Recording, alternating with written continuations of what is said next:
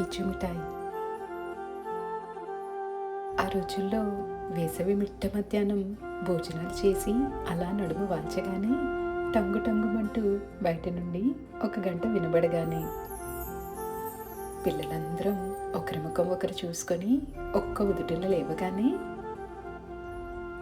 పరిగెత్తుకుంటూ వెళ్ళి గేటు గొళ్ళను తీసి బాబు పీచు మిఠాయి అని అరవగానే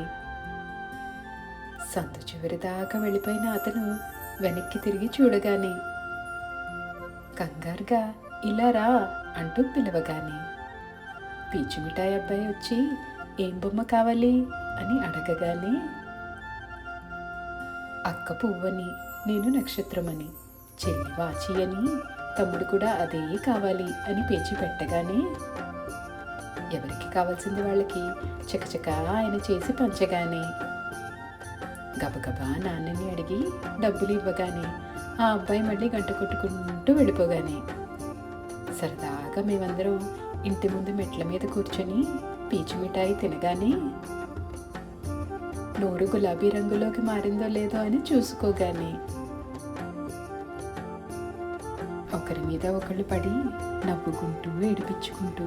మాట్లాడుకుంటూ ఆడుకుంటూ గడిపేసిన కాలం. ఇంతలోనే ఎదిగిపోయిన ప్రాయం, మారిపోయిన స్థానం, పెరిగిపోయిన దూరం, చెరిగిపోయిన గతం మళ్ళీ రాదని తెలిసినా ఇది నిజం ఒప్పుకోలేని ఒక మనసు పడే కుతూహలం. అవి ఆ రోజులు, అవి మా రోజులు.